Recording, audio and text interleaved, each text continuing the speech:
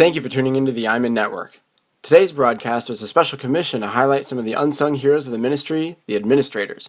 We're going to focus on two administrators in particular, one who operates on a local church level and another who operates on a world sector scale. Let's take a look. My name is Cyndee Ochs. I've been a disciple for 25 years, and I live in San Francisco. My name is Keenan, and I've been a disciple for 10 years now this summer, and I serve in the Ventura region of the City of Angels International Christian Church, based out of Los Angeles, California. I had a dream actually to work in sports business, work for a sports team, work for Nike. I went to the University of Oregon and I got a master's in business with a focus in sports business. I became a disciple right before I went to school in Eugene, Oregon for my master's degree. I got baptized in Portland, 2005. I moved down to Eugene a month later, had a 2-year full-time MBA program, and just with God's wisdom and knowledge, He actually set up a church in Eugene, so I was able to do well spiritually while in school, in grad school. I became a full-time campus intern and administrator for the Eugene church. And so I did the books for Eugene, just overseeing all the different aspects of administration, and then just served in that capacity. Then I was able to get a call from leadership here in Los Angeles to come down and serve as the full-time administrator for Los Angeles 2009. It's very similar to an operations manager. I do HR, I do payroll, I do accounting, I do insurance, and anything else that is necessary from an administrative perspective. So all the odds and ends, special projects, whatever it takes, that's what I do.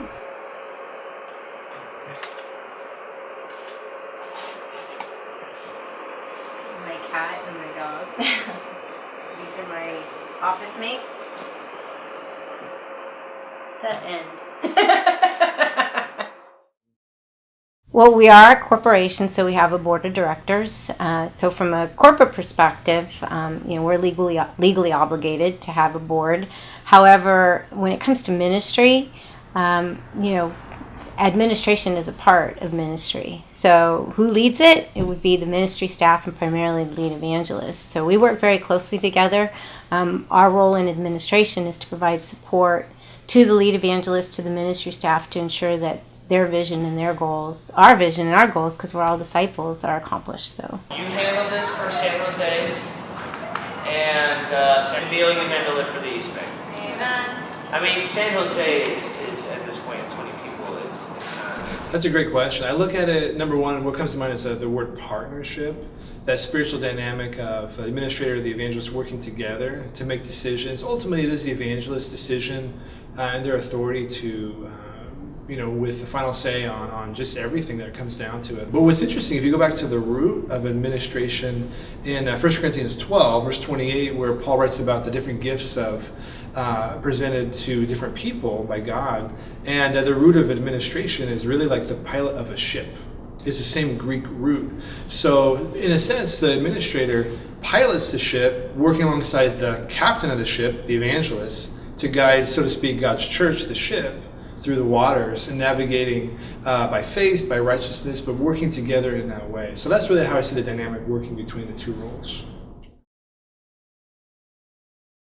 Much how there's the world missions evangelist, there's the global administrator that oversees all the administration of the entire movement of churches. Then within that, as we built out the different world sectors, there's world sector administrations for that particular part of the world. World: South America, Europe, Northwest, United States and Canada, Northeast United States, etc. Between that, those world sector administrators oversee the respective congregational churches within that geographic territory. So for example, the Northwest U.S., you have the new Sacramento mission team that's at planting this month, Denver, Toronto, Canada, Eugene and Portland, Oregon, San Francisco, etc. Then you have, depending again on the need and the size, you have that church administrator overseeing a team of people that helps in those different capacities. Mark, was it the brother in your region that got the ICCM article for Sunday? we all have, separation of duties. We rely on other members and people in other roles, like for example the ushers. We couldn't take attendance without them. We have one person who takes care of all matters related to contributions. So cool thing here in San Francisco is when we were smaller, it was a much easier task. Now we're regionalized, and so we actually have one person who coordinates all the count teams.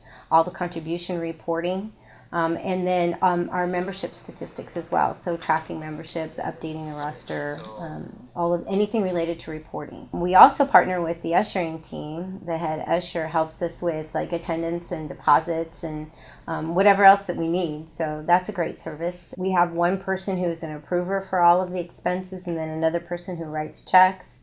And then, of course, you've got the check requester. So we have different people that do different functions to make sure that all the monies are handled appropriately.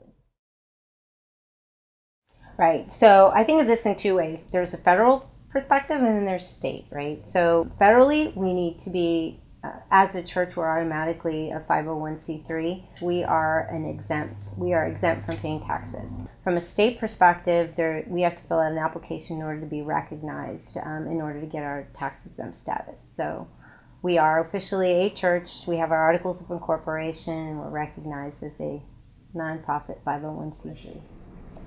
The hardest part for me is to say no, or not right now. And my heart is I want to get things done right away, I want to get it done that day. But we have to also take a step back and have boundaries, make sure we're doing well spiritually, we're walking well with God. Because if we're not spiritual, we're not faithful, we're not righteous, we really don't bring a lot to the table. You can do the work, but we need to have a lot of spirituality and integrity that we bring, we need to have a great walk with God. That's really the value, where we're spiritual and we have talented administration. As the church grows, the administrative responsibility grows. So for me, I think the hardest part is keeping up with the pace. We plant churches. So when it comes to the very beginning, the setup of a church, that can be very challenging. Because there's so many things that you need to get done. But once the church is set up, then the hardest part is keeping pace. We've got to make sure that we keep pace with payroll, we keep pace with our reporting, that we keep pace with our insurance, we keep pace with our facilities. So there are a lot of additional responsibilities as we grow. And God has blessed us with some incredible growth over the last several months, and so we definitely have been working hard in administration. Well, primarily, we use the money for our operating expenses, here for the church in San Francisco, so it goes to meet the local needs, salaries and so on. But we also do contribute to central administration in Los Angeles, which is, think of that more of like a corporate, our hub or our corporate headquarters, right? And so we give a percentage of our weekly, about 10%, and then we also give a monthly contribution to Mercy Worldwide. That's how I would group them, as operation expenses, central administration, and Mercy Worldwide. So central administration, if we had to look at this mathematically, basically we use our October average for our weekly, and then we multiply that by 4.33, and then we multiply that again by 10%. And so that's how we calculate, that's how LA calculates what we give on a monthly basis. And then we start over again in June. So we make adjustments. Obviously, as we grow, our average is going to increase. So then we're able to continue to give to central administration. So central administration, the distribution is primarily for ministry travel expenses, because we're in the business of planning churches, right? And then also for our web ministry. We have web deacons in every one of the churches. And then also for some of the salaries and compensation, at the world sector level. Yeah, the central administration is, in a sense, the movement overhead, so to speak. It is to help with cyber ministry, so USC 21, all the movement websites around the world, the legal aspects, there's all the legal expenses, again with visa applications and getting visa statuses secured for perhaps international missionaries coming in to train in Los Angeles or New York or Chicago for 2-3 years. So securing those established visas and then send them back out. Just those that serve in the administrative capacity to help pay for their salaries. So again, the overhead to make sure that those who are on staff in central administration then they're taken care of with their expenses, because they're overseeing really the global administration, whether it be web, legal, visas, or just the work of administrating all the movement of churches. Yeah, Mercy Worldwide is the benevolent arm of the movement. Right now we have about 15 participating U.S. churches and one international church, London, that pays into the Mercy Worldwide account, about 3% payment based on their October 2014 contribution average.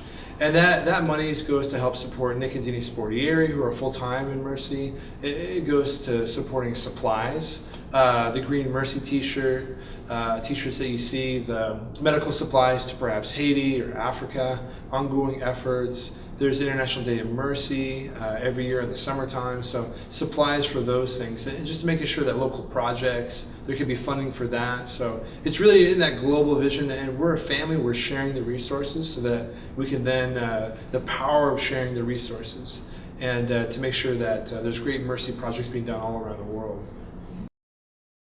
Yeah, those things are separate typically they're funded by missions. The Ignite is a great example you bring up. That was an incredible event, and what it was like a youth ministry training annual retreat every year for 2 weeks. It happened to be in San Francisco in 2015. Next year it'll be in Denver, and just an amazing situation where just a select group of teens are asked to come up, and really that's a self-funded event where with the registration fee that the teens pay, then it just pays for everything. It pays for the 2 weeks worth of the food and the lodging and the activities and whatnot.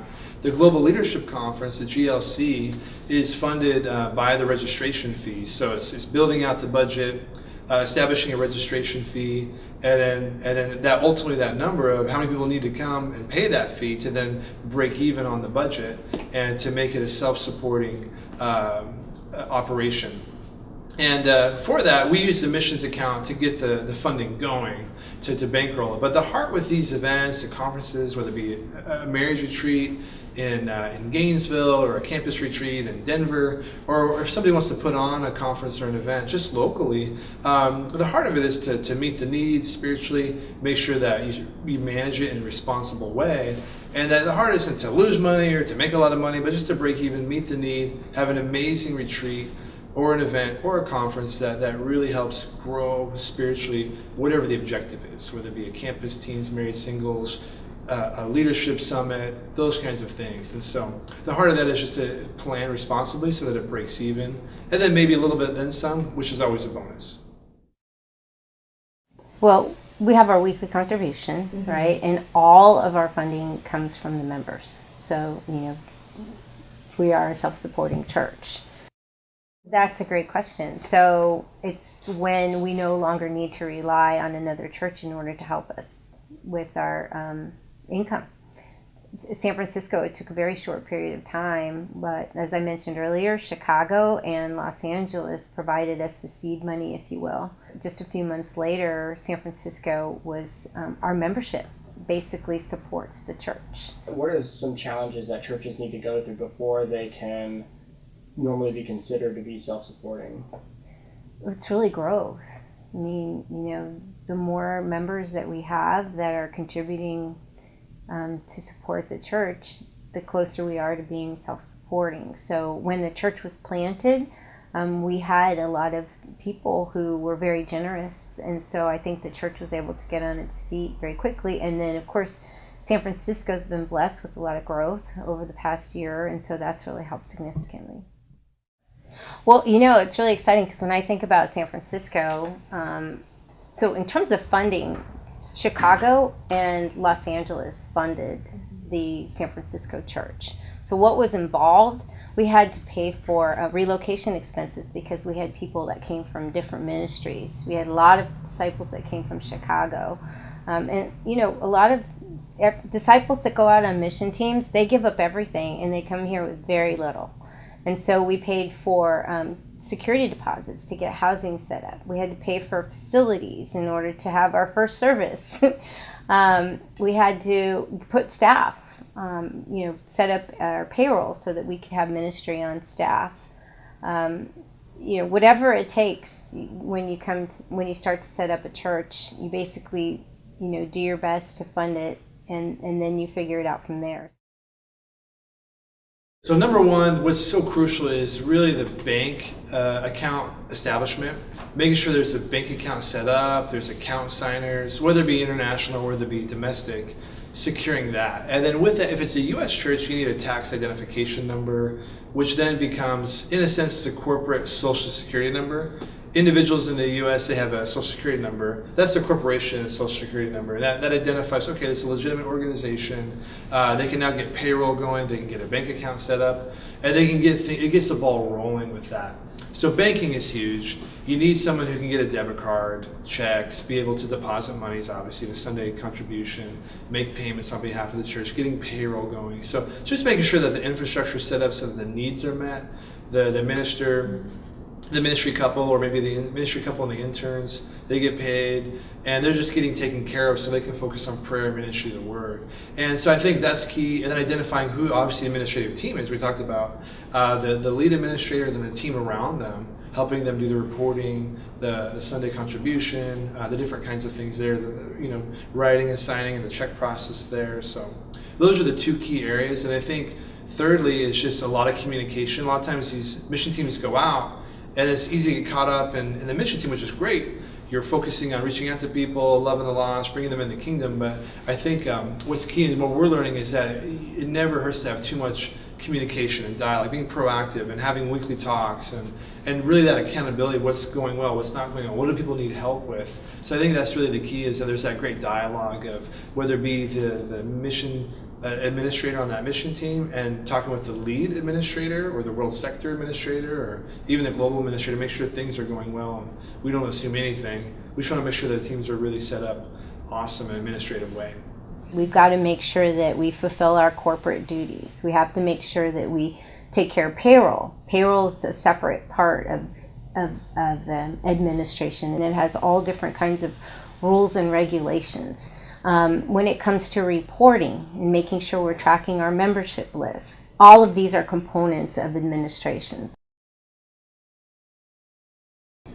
Probably not communicating, or probably assuming too much and not getting help, assuming that they've got it down and maybe they don't. And I don't think that people have bad hearts, but a situation just where there's a forgetfulness, or one is to not report back once you have done it. So maybe they do it, they think everything's done, but it's just communication. You can never over communicate enough, and to make assumptions just kills anything. So never assume, over communicate. I think just doing a great job, having the heart to learn and to grow wherever you're at, and build a great team around you, be proactive, get help, and then just really being excellent with what God's given you, then to be able to take on more. And I think that solves probably 90% of the problems. That's a great question. Yes, certainly we need help in the legal side of things. We need help with central governance, establishing 501c3s throughout all the U.S. churches, which what that means is that's just a corporate designation as a nonprofit designation by the U.S. government. And so that just protects, so there's a tax exempt status established for each church. Also what would help is not only beyond legal, but just in just different capacities, accounting, international operations. America is just one nation out of 195 nations around the world, and so the majority of the world is other nations. And I know it's common sense, but we can get so caught up in just America, thinking American, but we need people that specifically are nationals in different nations that know how to get into that country administratively. And if we know how to do that, then we're going to be able to better and more efficiently evangelize the nations in our generation. That's really the heart. We're working together. How do we get into these? Sometimes some countries are harder to get into than others, but knowing the visa challenges, knowing how to operate, get into borders, keeping a minister there for 3 months, 6 months. How does a long-term visa situation work? So knowing the local laws of the land, and every nation is different in that capacity. So those are the two primary areas of focus in 2015 right now for us. My vision is definitely to have paid administrators all over the world, in every sector of the world, to see administrative interns. And right now there's so many that are on a volunteer basis, and it's just great-hearted disciples that serve late at night, early in the morning. They're people of integrity, They're people of responsibility. A lot of times you find they're house church leaders, they're sector leaders, Bible talk leaders, parents, they got kids. They're overseeing perhaps ushering or mercy, shepherding. So these are very, very great-hearted disciples, but they have a limited amount of time. So my immediate vision is to have more paid staff to be able to share the load, because right now with our movement of nearly 4,000 disciples around the world, we only have 3 truly full-time administrators, and we just need more help, more paid help. So I think just having the faith that there's going to be resources available to put more people on staff. And then secondly, long-term, as I mentioned before, there's the different areas of expertise that we need help in, with accounting, with legal, with visa challenges, visa opportunities, international opportunities to get into certain nations logistically, how to get an organization in there. So I think people that are specialized in those areas, we'd love to bring in and utilize the talents God gave them for the kingdom, to further the kingdom. Yeah, I like to almost jokingly call it and rename it administration, if that makes sense, where it's a facet of ministry. And you're ministering to God's church and to God's people in a great, great way in the angle of administration. So no different than ushering, shepherding, Kids Kingdom, preaching full-time. It's just a facet of that. And it's just an amazing role where you get to utilize your gifts, your talents for God's kingdom in that way. You get to help organize, you get to help work along, like we talked about, that partnership with the evangelist, working alongside in that great servant's role. So for me, it's a great opportunity just to serve, use our talents for God to help steer that ship and to help navigate God's church through choppy waters, through smooth waters, so to speak, as you help guide the sailing of the ship. And so that's what it means to me to work in that way with administration. Yeah. Well, I definitely believe that administration is from God, that it's a gift. It's an opportunity to give back. It's a service. So I think for me, it's just a real privilege and an honor to serve in this capacity. There are days when it's really hard and I feel really stretched. But I think that's where God wants us to be. I mean, we want to evangelize the world in our generation. Feeling stretched is how we're supposed to feel. And when you feel that way in administration, it's just a reflection of what we're actually doing as disciples. We're out doing what we're supposed to do. So again, it's just a privilege and an honor. I appreciate the role, and I feel very blessed.